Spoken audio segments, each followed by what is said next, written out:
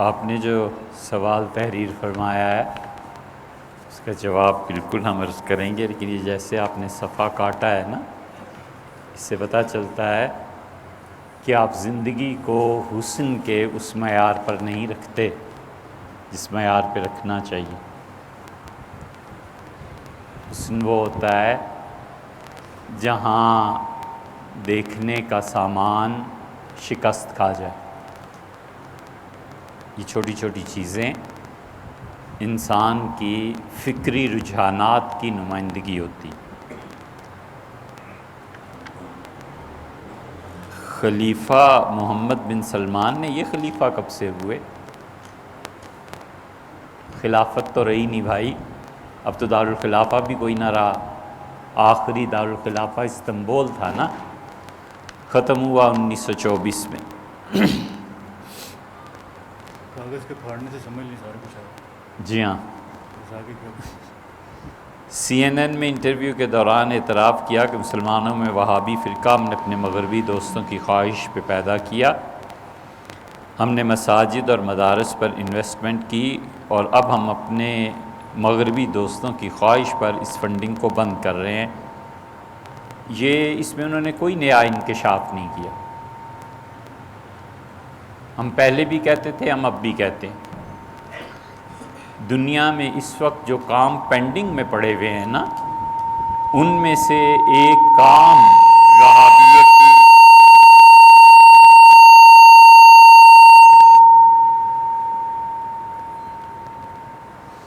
دنیا میں جو کام پینڈنگ میں پڑے ہوئے ہیں نا مسلمانوں کے ذمے، ان میں سے ایک کام وہابیت کی تاریخ کو لکھنا بھی۔ ہمیں آپ سے کوئی ایک ٹکے کا فائدہ نہیں اٹھا، ہم کیوں جھوٹ بولیں؟ لندن میں ہمارے پاسپورٹ، ہمارے خاندان والے گواہ ہیں، 6 مہینے ہم لندن میں رہے ہیں اور اتنی مرتبہ گئے ہیں کہ میں خود یاد نہیں۔ اور 6 ماہ میں کوئی کام نہیں تھا سوائے اس کے کہ صبح اٹھے اور ایک کپ چائے پیا اور انڈیا آفس لائبریری چلے گئے، دوپہر کو اترے، سامنے مچھلی کی ایک دکان سے مچھلی کھائی، جا کے پھر بیٹھ کے پڑھنے، اور پھر شام کو جب لائبریری بند ہوئی تو اٹھ کے گھر چلے گئے۔ ساری وہابیت کا ریکارڈ جو انگریزوں نے وہاں رکھا ہوا ہے، اور جو معاہدے ہوئے ہیں خلافت عثمانیہ کو توڑنے پہ، ان وہابیوں نے کچھ بھی جرم نہ کیا ہو، تو ان کا یہ تھوڑا بڑا جرم ہے کہ انہوں نے اردن کے جو شاہ ہیں، ان کے دادا پردادا نے، جو شام کے ہیں ان لوگوں نے، ان سب نے مل کر خلافت عثمانیہ کو توڑا۔ ان سب نے مل کر خلافت عثمانیہ کو بالکل بکھیر کے رکھ دیا۔ جو پیسے لیے، جو معاہدات ہوئے، برطانیہ نے تیل نکالنے پہ جو کچھ کہا، اور برطانیہ کے شاہی خاندان سے جو معاہدے ہوئے کہ کس طرح کریں گے، یہ سب وہاں پڑے ہوئے ہیں۔ کوئی بچہ وقف کر دے اپنی زندگی کو، بشرطے کہ اس کا باپ 1-2 کروڑ چھوڑ کے مر جائے اور کہے بیٹے اس پہ کام کرو، اس وہابیت کی تاریخ کوئی لکھے کہ وہابیت ہے کیا، اور یہ مسلمانوں میں کس طرح عروج پائی، اور ان لوگوں کے برگوبار کیا تھے اور ان کے معاہدات کیا تھے۔ انڈیا آفس لائبریری میں، جو اب برٹش لائبریری کے نام سے مشہور ہے لندن میں، سارا ریکارڈ پڑا ہوا ہے ان کا، کس طرح انہوں نے خریدا، کس طرح انہوں نے کہا کہ شیعہ سنی کی بنیاد رکھو۔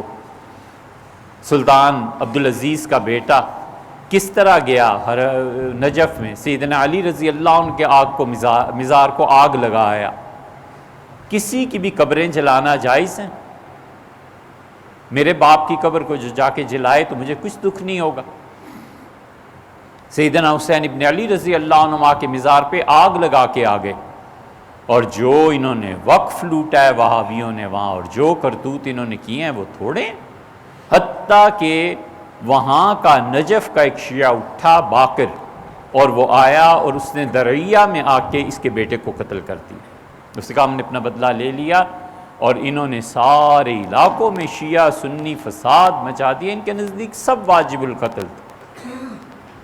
شامی جیسا آدمی جس پہ پچھلے 250 سال سے فقہ حنفی کا دار و مدار ہے، وہ اکیلا شخص، وہ تو 54-55 برس کی عمر میں ان کا انتقال ہو گیا رحمہ اللہ. اگر اور زندگی ہوتی تو کتنے بڑے کارنامے انجام دیتے. وہ عینی شاہد ہیں ان سب چیزوں کے. اپنی شامی میں وہ لکھتے ہیں کہ یہ سب وہابی خارجی ہیں جو خلافت عثمانیہ کے خلاف اٹھ کھڑے ہوئے ہیں. ان کا اس سے بڑا جرم کوئی نہیں کہ خلافت عثمانیہ کو انہوں نے ٹکڑے ٹکڑے کر دیا انگریزوں کے کہنے پہ. بٹلر نے جو کتاب لکھی ہے وہ مرتب کرنے سے پہلے مر گیا، اس کی یادداشتیں تھیں. حضرت رسالت مآب صلی اللہ علیہ وسلم کے روضہ مبارک پر جو حملہ کیا ہے اور نیچے چلے گئے ہیں اور جا کر قبر شریف کو جو توڑا ہے، وہ کس کھاتے میں ہے؟ کوئی ایک جرم ہے ان کا؟ یہ تو ابھی 2 سال پہلے کی بات ہے. کہہ رہے تھے کہ حضور اقدس صلی اللہ علیہ وسلم کا مزار سب سے بڑا شرک کا اڈا ہے، لہٰذا راتوں رات کھدائی کرو اور رسول اللہ صلی اللہ علیہ وسلم کے جسم مبارک کو نامعلوم مقام پر منتقل کر دو، بعد میں اس پہ بلڈوز کر دینا.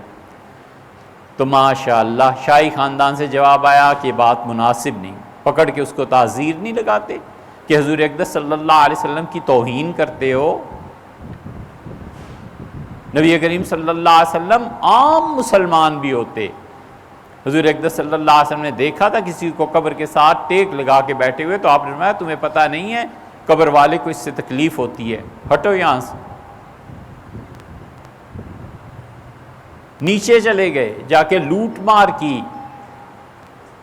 عثمانیوں کا پہلا گورنر جب مدینہ منورہ میں آیا تھا تو اس نے کہا تاجروں کو بلایا، اور پہلی مرتبہ اس نے روضہ مبارک پہ حاضری دینی تھی. اس نے کہا بتاؤ سب سے بڑا ہیرا کون سا ہے؟ بتایا گیا 80,000 تولے سونے کا ہیرا ہے. اس کا لے آؤ. 80,000 تولے ادا کیے اور ہیرا سونے کی پلیٹ میں جڑوا کے قبر شریف پہ نیچے چلا گیا اور بس قبر پہ رکھا اور کہا اللہ کے رسول یہ میری طرف سے آپ کی خدمت میں ہدیہ ہے. بس چپ کر کے ہٹ گیا اور رو پڑا. حضور اقدس صلی اللہ علیہ وسلم کی قبر شریف پہ لوگوں کی جانیں قربان ہو گئیں. 2 سال تک مدینہ منورہ کا 4 سال تک محاصرہ رہا ہے. عثمانیوں نے تلوار نہیں اٹھائی. عثمانیوں نے کہا رسول اللہ صلی اللہ علیہ وسلم کو کیا منہ دکھانا ہے قیامت میں؟ کہیں گے میرے شہر میں قتل و غارت گری ہوتی رہی. اور انہوں نے بھی ظالموں نے کوئی ایک ان کا ہے، کوئی ایک چیز ہے انہوں نے کی کیا؟ اس کی تاریخ سنائیں. مساجد، مدارس، انویسٹمنٹ انہوں نے باقاعدہ کی. بر صغیر میں انویسٹمنٹ نہیں کی. سلفی حضرات، اہل حدیث حضرات، ان کے بڑے بڑے علماء، دیوبندی مکتبہ فکر کے بڑے بڑے علماء، ان کو چندے نہیں دیے کہ جاؤ اور یہ کام کرو. افغانستان کی تحریک میں جتنے لوگ شامل ہوئے ہیں، سعودیہ کا پیسہ، عجیب جنگ ہوئی، عربوں کا پیسہ، پٹھانوں کا خون اور یہودیوں کا دماغ، یہ اسلام کے لیے جنگ لڑی گئی. دماغ یہودیوں کا، پیسہ عربوں کا، اور خون پھر پٹھانوں کا، کیا ساری امت مسلمہ کا. یہی کیا ہے نا، اور کیا کیا. وہ وقت تھا جو آپ کے اگلے سوال کا جواب ہے.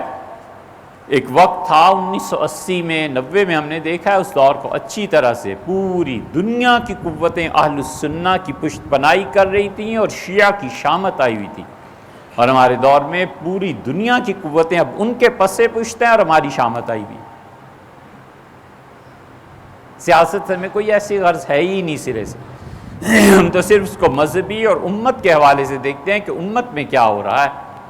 یہ انویسٹمنٹ نہیں ہے کہ جس کو 2 ڈھنگ کے لفظ فارسی کے پڑھنے نہیں آتے اور عربی کے نہیں پڑھنے آتے، وہ شام کو پورا درس قرآن دیتا ہوتا ہے ٹی وی پہ، اور رمضان آ رہا ہے، فلم ایکٹریس آ گیا اور وہ دین سکھا رہی ہے.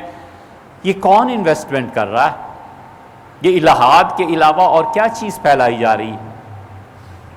اسی لیے اب یہ جو اقدامات ہو رہے ہیں نا، اس پہ افسوس جن لوگوں کو ہے وہ ان لوگوں کو ہے جن کے پیسے بند ہو گئے ہیں، جن کے چندے مدارس کے بند ہو گئے ہیں، جن کے لیے مشکلات پیش آ رہی ہیں کہ پہلے تو چندہ آتا تھا، اب کیا کریں گے، اب وہاں سے تو چندہ آنے سے رہا.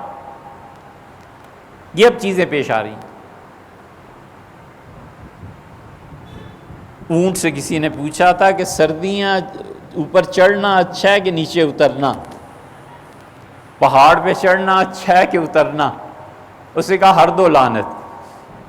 بھائی یہی حال ہے. وہ جو پہلے مغربی قوتیں کام کر رہی تھیں وہابیت کا پرچار، اور جو اب اس کے خلاف کہہ رہی ہیں، اور اس کے پیچھے جو قوتیں ہیں، دونوں ایک ہی جیسے ہیں یار۔ اللہ کے لیے کیا ہے صحیح چیز؟ کیا ہے؟ اخلاص دوست سے خود دوست کو طلب کرنا ہے۔ اخلاص دوستوں سے اپنی مرادوں کو پورا کرنا نہیں ہے۔ سنسیریٹی کیا ہے؟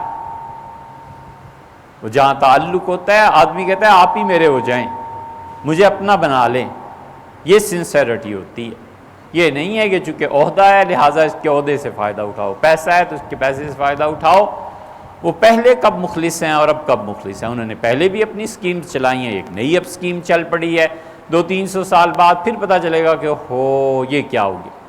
اسی لیے مدینہ منورہ میں جب تباہی ہوئی ہے، صحابہ کرام رضی اللہ عنہ کی قبروں کو توڑا ہے، حضور اقدس صلی اللہ علیہ وسلم کی یادگاریں مٹائی ہیں۔ صحابہ کرام رضی اللہ عنہ سے زیادہ انہیں خدا کی توحید پتہ چل گئی تھی۔ نبی کریم صلی اللہ علیہ وسلم مدینہ منورہ سے نکلے حج کے لیے، اور ایک جگہ ایک پودے کے نیچے بیٹھے تھے۔ عبداللہ ابن عمر رضی اللہ عنہما مدینہ منورہ سے پانی لے کے آتے تھے، اس پودے کو دیتے تھے کہ ہرا بھرا رہے، کہیں خشک نہ ہو جائے۔ کسی نے پوچھا حضرت یہ کیا کرتے ہیں؟ انہوں نے کہا تمہیں پتہ نہیں ہے، حضرت یہاں تشریف فرما ہوئے۔ محبتیں تو یہ ہیں۔ صحابہ کرام رضی اللہ عنہ سے زیادہ خدا کی توحید کا انہیں پتہ چل گیا ہے۔ صحابہ کرام رضی اللہ عنہ اس جگہ پہ پاؤں نہیں رکھتے تھے جہاں رسول اللہ صلی اللہ علیہ وسلم کا پاؤں آ جاتا۔ سب سے پہلے مسجد نبوی میں امیر المومنین سیدنا عثمان رضی اللہ عنہ نے ممبر کے اوپر حصے پہ چادر بچھا دی اور کہا یہاں کوئی نہ بیٹھے، رسول اللہ صلی اللہ علیہ وسلم یہاں بیٹھتے تھے۔ یہ ادب اور احترام تھا ان کو نبی کریم صلی اللہ علیہ وسلم۔ عثمانیوں کے دور میں نیچے سے ایک ناگوار بو آنے لگی جہاں قبر شریف ہے۔ امیر المومنین کو لکھا گیا، خلیفۃ المسلمین کو ترکی میں، انہوں نے کہا امت میں اس وقت سب سے بڑا آدمی کون ہے؟ انٹیلیجنس نے کہا سب سے بڑے آدمی امت میں اس وقت فلاں بزرگ ہیں جو مدینہ منورہ میں ہی رہتے ہیں۔ خود گورنر حاضر ہوا اور کہا کہ بو ہے، حضور اقدس صلی اللہ علیہ وسلم کو یہ چیزیں بڑی ناگوار گزرتی تھیں، قبر شریف کے قریب سے آ رہی ہے، آپ ذرا جائیں۔ صاف انکار کر دیا۔ جب زیادہ اصرار ہوا تو انہوں نے کہا 40 دن اجازت دو، 40 دن روزے رکھے اور باقاعدہ ساری نمازیں اور سب کچھ، اور استغفار کرتے رہے۔ اتنے پاک ہو کے نیچے گئے اور ایک جانور تھا، بلی یا چڑیا یا کوئی چیز، کا ڈھانچہ اٹھا کر لائے، اور انہوں نے کہا یہ ہے، وہاں پہ بلی پہنچ گئی تھی اور یہ چیز ہوئی۔ پھر وہ بولے نہیں، بہت پوچھا لوگوں نے، مرتے دم تک بولے نہیں، بس انہیں کچھ چیز پتہ چل گئی تھی وہاں، بولے نہیں کہ رسول اللہ صلی اللہ علیہ وسلم قبر شریف کا کیا مقام اور مرتبہ ہے، اور یہ جا کر لوٹ کے لے آئے، وہاں سے ہیرے اٹھا کر لے آئے، کیا کیا چیزیں ہیں جو نہیں کی۔ سب چیزوں کا تعلق پڑھنے سے۔ پہلے کون لوگ موجود تھے؟ اہل سنہ ہی موجود تھے۔ یہ جہاں اب مسجد نبوی کی توسیع میں رباط آئی ہے، یہاں حضرت مرزا مظہر جان جانا رحمۃ اللہ علیہ کی خانقاہ تھی۔ مدینہ منورہ کا چپا چپا مشائخ سے بھرا ہوا تھا۔ امت میں جتنے لوگ وہاں جاتے تھے نا، اپنی تربیت کے لیے جاتے تھے۔ وہ تربیت کے بنیادی ادارے جو ختم ہوئے ہیں، تو اب ملکوں کے ملک، شہر نہیں ملکوں کے ملک خالی ہو گئے ہیں۔ کوئی آدمی نہیں ملتا جس کی مجلس میں جا کر انسان کوئی ادب اور احترام سیکھے۔ وہ ادارے ختم کر دیے، تباہ کر دیے، مشائخ کو سولی پہ چڑھا دیا، اب ٹھنڈے ہو گئے۔ اب اس کے بعد پوری امت بے ادبی کے مرض میں مبتلا ہو گئی۔ اب انہیں پوچھو جا کے کہ یہ کرتوت اور یہ کارنامے ہیں جو تم نے کیے ہیں۔ ایسے نہیں ہے بھیا، دیوبندیت میں اور وہابیت میں بہت فرق، بہت فرق۔ آپ کیا کہتے ہیں؟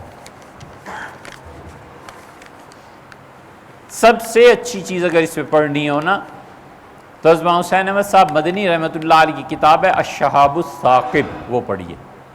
حضرت اس وقت مدینہ منورہ میں تھی اور حضرت نے ان وہابیوں پہ لکھا ہے جو کچھ دیکھا ہے۔ حضرت نے لکھا ہے ان کے اتنے ناپاک عزائم ہیں کہ روزہ مبارک کو توڑنا چاہ رہے ہیں۔ دیوبند میں شیخ الحدیث رہے اور حضرت رحمۃ اللہ کو تھوڑے عرصے شیخ الحدیث رہے. 1925-26 میں آئے تھے اور 57 میں انتقال ہوا. تقریباً 30 برس جم کے بخاری شریف پڑھائی ہے. بڑا فرق ہے. دیوبندیوں کا تو حال یہ ہے اور تھا کہ حضور اقدس صلی اللہ علیہ وسلم کا روضہ مبارک جب دھوتے تھے نا اندر سے قبر مبارک کو، وہ پانی جمع کر کے حضرت لائے تھے مدینہ منورہ سے. کراچی آئے اور کراچی سے ٹرین پہ رکھ کے وہاں دلی پہنچے دیوبند اور پھر گنگو گئے اور جا کر پیش کیا کہ حضرت یہ رسول اللہ صلی اللہ علیہ وسلم کا قبر شریف اور اس کے گرد گرد جو فرش ہے اس کا غسالہ ہے، وہاں دھویا گیا. دیوبندیت کا مزاج یہ تھوڑا ہی تھا جو آپ پاکستان میں دیکھتے ہیں. ہمارے حضرت رحمۃ اللہ علیہ فرماتے تھے دیوبند میں جب تک کوئی 3 سال نہ رہ جائے اسے پتہ ہی نہیں چل سکتا کہ دیوبندیت ہے کیا. دیوبندیت کی کہاں ہوا لگی؟ ہمارے اکثر و بیشتر اساتذہ دارالعلوم ہی کے پڑھے ہوئے تھے الحمدللہ. وہ جو رنگ ان میں دیکھا پھر کہیں نہیں آیا. انہیں نے حضور اقدس صلی اللہ علیہ وسلم کے ساتھ اتنا گہرا تعلق تھا کہ حضرت رائے پوری رحمۃ اللہ کے آخری دور میں بالکل وفات سے چند دن پہلے کوئی آیا اور انہیں فارغ تھا حضرت رحمۃ اللہ کو، دھاڑیں مار کے رونے لگے. خدام جمع و حضرت کیا ہوا؟ کہنے لگے دیکھو مدینہ منورہ جا رہا ہے. حضور صلی اللہ علیہ وسلم کا نام لینا اتنا آسان تھوڑا ہی تھا. حضرت مدنی رحمۃ اللہ کا یہ حال ہو گیا تھا کہ کوئی حضور صلی اللہ علیہ وسلم کا نام ہی لے دیتا تھا رو پڑتے. یہ محبتیں تھیں نا، یہ تعلق تھا. روضہ مبارک کی مٹی لاتے تھے مدینہ منورہ سے اور ان سب کے شیخ گنگوئی رحمۃ اللہ علیہ وہ مٹی سرمے میں پسوا کے آنکھوں میں لگایا کرتے تھے. تو طبیب نے کہا حضرت آنکھیں خراب ہو جائیں گی. فرمایا چھوڑو جی، وہ کوئی اور مٹی ہوگی جس سے آنکھیں خراب ہوتی ہیں، یہ تو حضرت صلی اللہ علیہ وسلم کے قبر شریف کے پاس رہی. کسی نے کہا حضرت اب کھجوروں کا کیا اعتبار ہے، یہاں بھی وہی ملتی ہیں وہاں سے بھی. تو حضرت نے فرمایا کم سے کم مدینہ منورہ کی ہوا تو لگی ہے، ہندوستان والی کھجوروں کو تو وہ بھی نہیں لگی. یہ محبت جو ہے نا وہ خود اس کے آداب سکھاتی ہے. جس آدمی کو محبت کے آداب سکھانے پڑے نا وہ ایسے ہی ہے جیسے میک اپ کر کے کوئی خوبصورت بننا چاہے. فطری حسن کہاں اور میک اپ کا حسن کہاں؟ ہے باریک بات.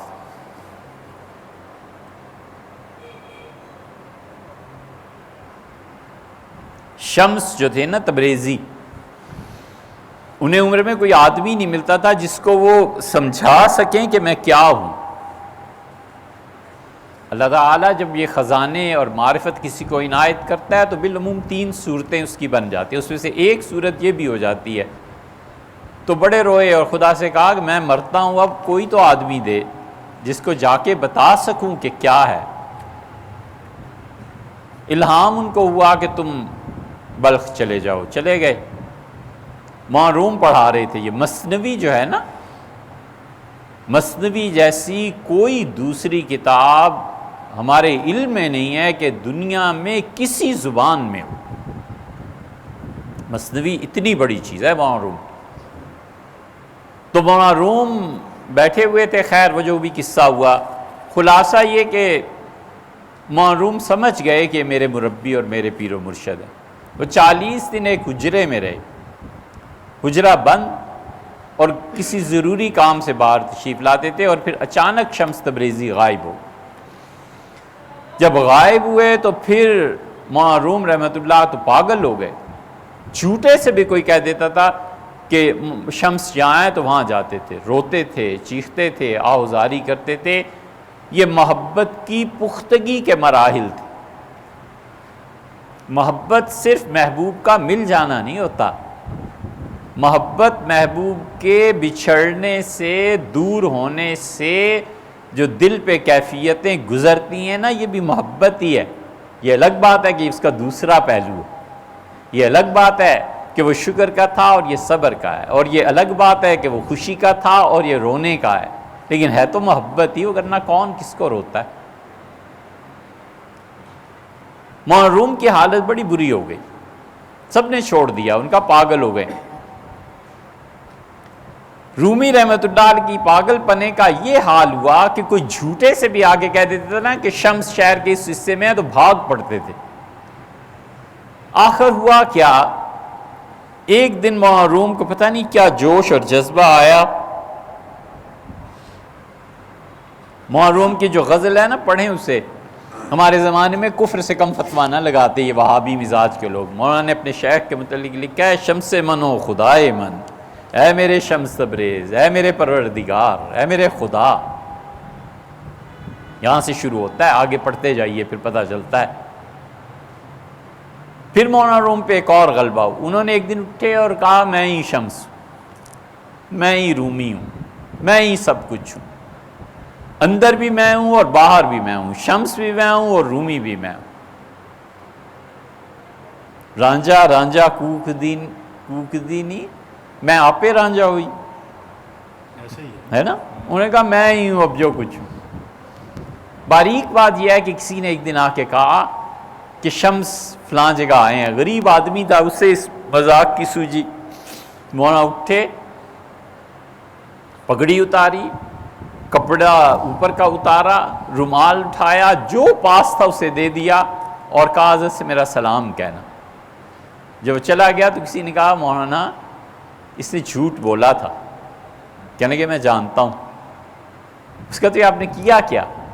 کہنے کہ اگر سچ بولا ہوتا تو جان نہ دے دیتا۔ یہ ہے محبت،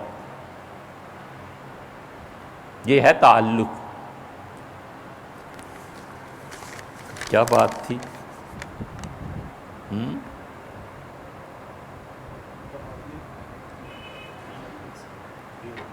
ہیں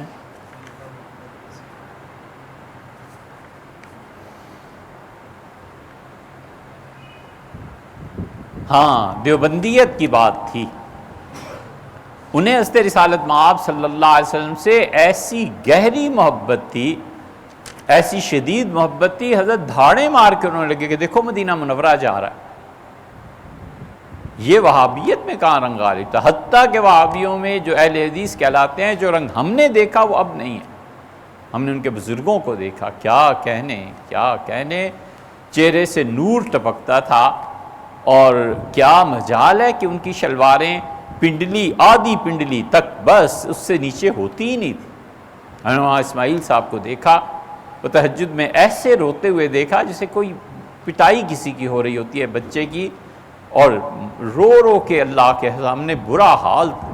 اللہ ہی کو اپنا ملجا اور ماوا اور اللہ ہی کو مرکز مانتے تھے اور اللہ ہی کے سامنے جھکتے تھے۔ یہ بھی تو اہل حدیث ہی تھے۔ اتنی تاثیر تھی ان کے کلام میں۔ ایک بزرگ تھے گرجاکھی ایک محلہ ہے بھی گجرانوالا میں۔ کسی نے آگے کہا کہ حضرت ہمارا گھوڑا جو ہے نا یہ بہت شرارتی ہو گیا ہے اور لوگوں کی فصلیں برباد کر رہا ہے، اور اس کے لیے کچھ تعویذ، کوئی دم کچھ کر دیں۔ وہ کرتے تھے تعویذ دم ساری چیزیں، بیعت کرتے تھے۔ غزنی کے رہنے والے یہ جتنے اہل حدیث تھے نا، جنہیں پٹھانوں نے وہاں سے نکالا تھا اور امرتسر آ گئے تھے، ان میں لکھوی اور غزنوی دونوں خاندانوں میں اب تک بیعت کا سلسلہ جاری ہے۔ یہ بدعتیں نہیں کہتے تھے، یہ تو اب بچے پیدا ہو گئے چھوکرے جو ادب کے طریقے سے ہٹ گئے۔ انہوں نے فرمایا گھوڑے کے کان میں میرا کہہ دینا کہ منع کرتا ہے کہ نہ کرو۔ بڑے حیران ہوئے، انہوں نے گھوڑے کے کان میں جا کر یہی کہا کہ حضرت منع فرماتے ہیں نہ شرارتیں کیا کرو، بس ختم ہو گئی بات۔ اتنا اثر تھا۔ کہتے ہیں آواز کا کیا اثر ہوتے ہیں، سانس کا کیا اثر ہوتا ہے۔ جبریل امین کا سانس اللہ کا سانس تھا، وہ سانس پڑا ہے۔ وہ سانس جب جبریل امین نے باہر نکالا ہے تو مریم پہ پڑا ہے اور عیسیٰ علیہ السلام پیدا ہوئے۔ لوگ جبریل امین کو کوئی چھوٹی سی چیز سمجھتے ہیں۔ جبریل امین پورے دنیا میں نہیں آئے، ان کا کچھ حصہ آتا تھا، اور جبریل امین آتے تھے انبیاء علیہ السلام کے پاس، یا اپنے گھر میں وہاں بیٹھے رہتے تھے۔ ایک آن میں جیسے نظر ادھر سے ادھر جاتی ہے، آدمی یہاں اور نظر وہاں، ایسی کیفیت جبریل امین کی ہوتی تھی کہ وہاں بیٹھے ہیں اور یہاں وہی، اور یہاں بیٹھے ہیں اور وہاں بات ہو رہی ہے۔ یہ ساری چیزیں رومی کو پڑھیے، معروم کو مصنوی میں اور ابن عربی کو، پھر سمجھ میں آتی ہیں۔ دیوبند کے لوگ بہت الگ تھے ان لوگوں سے، بہت زیادہ، ان پہ حنفیت غالب تھی، ان پہ رسول اللہ صلی اللہ علیہ وسلم کی محبت غالب تھی۔ جب تقسیم ہوئی ہے تو مسلمانوں کے لیے سب سے بڑا مسئلہ نصاب تعلیم کا تھا کہ نصاب تعلیم کیا ہونا چاہیے، اور آپ کو معلوم ہے نصاب تعلیم کے لیے جمعیت علماء ہند نے کمیٹی بنائی کہ اب چھوڑ گئے ہیں اور مسلمان بچے اب ہندوؤں کے رحم و کرم پہ ہوں گے، پڑھیں گے کیا؟ کمیٹی بنی، انہوں نے کہا لکھو اپنے مسلمان بچوں کے لیے، یہ ہندوؤں کی جو آبادی آ گئی ہے نا، ہندوؤں کی اکثریت، سب سے پہلے انہوں نے کہا کہ انڈیا کو ہم قطعاً مذہبی حکومت نہیں بننے دیں گے، سیکولر بننا چاہیے۔ مذہبی حکومت ہندوؤں کی بن جاتی تو پھر کیا حشر ہوتا؟ سیکولر ہندوستان انہوں نے تجویز پیش کی۔ مولانا ابوالکلام آزاد، مولانا حسین احمد مدنی، مولانا حفظ الرحمان، مولانا کفایت اللہ، مفتی صاحب رحمۃ اللہ علیہ، کتنے ہی لوگ تھے مسلمان بچوں کی تعلیم کی فکر۔ محمد میاں صاحب کو کہا حضرت آپ مسلمان بچوں کا نصاب لکھیں، اور پھر لکھا گیا۔ آل انڈیا کانفرنس بلائی گئی بچوں کے مسئلے پہ، تعلیم کے، مسلمانوں کے، اور پوچھا گیا کہ صدارت ان کا اجمیر شریف کے جو پیرزادگان ہیں یہ صدارت کریں گے۔ یہ دیوبندیت ہی تو تھی، اور کیا تھا؟ بڑا فرق تھا بھیا۔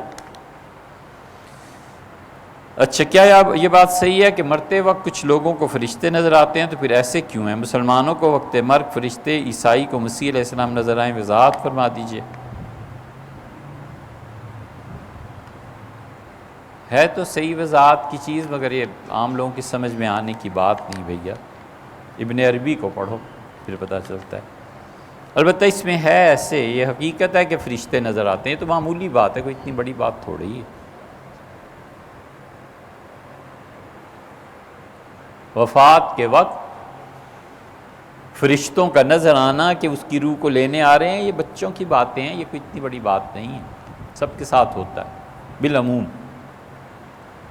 علامہ اقبال نے لکھا ہے نا کہ اگر میں جھوٹ بولوں تو اللہ مرتے ہوئے مجھے حضور صلی اللہ علیہ وسلم کے قدم چومنے کی سعادت سے محروم رکھے۔ یہ مصرع جو علامہ اقبال کا فارسی میں ہے نا، رسوا کن مرا، خدا مجھے اس نعمت سے محرومی دے، یہ ہوتا ہے۔ بسا اوقات مرنے والے کا مقام اتنا بلند ہوتا ہے کہ حضور اقدس صلی اللہ علیہ وسلم اپنا پاؤں مبارک آگے کر دیتے ہیں، آدمی چومتا ہے اور مرتا ہے۔ آپ اس مقام کی بات کرتے ہیں، سورہ انعام کو پڑھیے، ایسا مقام آ جاتا ہے کہ اللہ اپنے فرشتوں کو بھی درمیان سے ہٹا دیتا ہے اور خود اپنے دست مبارک اور اپنی قدرت سے بندے کی روح نکالتا ہے۔ کوئی چھوٹی سی چیز ہے، خدا جس پاک روح کو خود اپنے ہاتھ سے نکالے گا، جہنم میں جانے کی گنجائش ہی کیا باقی رہی؟ بہت چیزیں ہیں ایسی۔ عیسائیوں کو کیا نظر آتے ہیں؟ مسیح علیہ السلام نظر آتے ہیں۔ دیکھو بھیا، یہ دار و مدار نہیں ہے نجات کا، یہ افضلیت کی چیزیں ہیں۔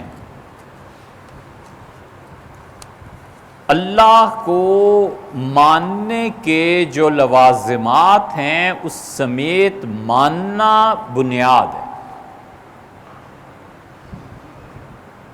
بہت غور سے اس کو سننا چاہیے کہ اللہ کو ماننے کے جو لوازمات ہیں ان سمیت اللہ کو ماننا یہ اصل بنیاد ہے۔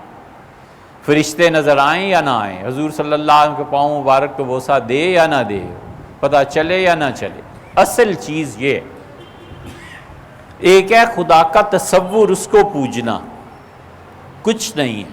ایک آدمی کہتا ہے میں مسلمان ہوں، پھر وہ کہتا ہے کہ میں اللہ کو مانتا ہوں۔ ہم کہتے ہیں خدا کو ماننے کے جو لوازمات ہیں انہیں بھی مانتے ہو یا نہیں؟ ایک شخص کہتا ہے میں اللہ کو مانتا ہوں اور آخرت کو نہیں مانتا، وہ تو تصور کو مانتا ہے، خدا کے ایک تصور کو، اللہ کی حقیقت کو نہیں مانتا۔ ایک عورت کہتی ہے کہ یہ میرا شوہر ہے اور رہتی بھی ہمیشہ اس سے دور ہے اور پیسے بھی اس کے استعمال نہیں کرتی اور اولاد بھی کہیں اور سے ہو رہی ہے، تو کیسا اس کا یہ شوہر ہے؟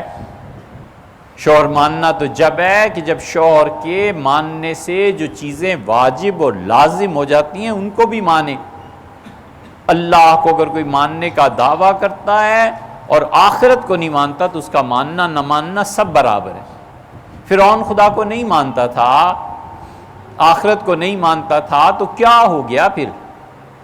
اگر عقیدہ یہ ہے، اس لیے جو دنیا میں نئے جتنے یہ آ رہے ہیں نا دہریے اور ملحد، یہ سب کہتے ہیں جی اللہ کو مانتے ہیں، بس یہ خدا کی توحید کا کافی ہے عقیدہ۔ ایسے نہیں ہے بھیا، آپ اللہ کو نہیں مانتے، ایک تصور کو مانتے ہیں، ایک خیال کو آپ مانتے ہیں۔ اگر آپ اللہ کو مانتے ہوتے تو آخرت کو بھی مانتے۔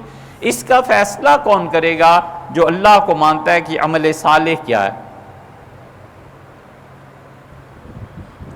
جتنی جدید سوچ کے ملحد ہمارے بچے ہیں نا، ان سے پوچھو یہ فیصلہ کون کرے گا کہ نیکی کا عمل یہ ہے یا نہیں ہے؟ میت کو دفن کرنا نیکی ہے، کون فیصلہ کرے گا؟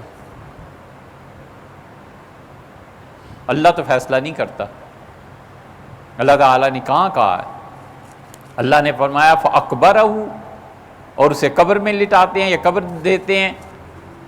تو ہم کہتے ہیں اللہ نے یہی کہا ہے نا، قبر میں بھیجنا یعنی اس دنیا سے ختم کرنا۔ ایک کہتا ہے میں اللہ کو مانتا ہوں اور مجھے میرے مرنے کے بعد جلا دینا۔ اب عمل صالح کیا ہے؟ قبر میں دفن کرنا یا جلانا؟ عمل صالح کا فیصلہ ہمیشہ نبوت کرتی ہے۔ اب نبوت کو نہیں مانتا، آخرت کو نہیں مانتا، تو یہ اللہ کو ماننے کا تمہیں فائدہ کیا ہے؟ آخر کچھ بھی نہیں۔ بالکل اسی طرح یہ جو آپ نے تحریر فرمایا ہے نا کہ سیدنا مسیح علیہ السلام نظر آتے ہیں یا نہیں آتے یا جو کچھ بھی ہوتا ہے، یہ چیزیں بخشش کا دار و مدار نہیں ہے۔ اللہ کے ہاں عمل قابل قبول وہ ہے جو اللہ کو ماننے اور اللہ کے ماننے کی وجہ سے جن چیزوں کو ماننا پڑتا ہے ان کو مانے۔ وہ بنیادی طور پہ 3-4 چیزیں ہیں: قرآن کریم کو اللہ کا کلام ماننا، انبیاء علیہ السلام کی اطاعت کرنا اور آخرت کا ماننا۔ یہ 3 چیزیں اگر کوئی نہیں مانتا تو اللہ کو 1000 بار بھی مانے، ٹکے کے برابر فائدہ نہیں۔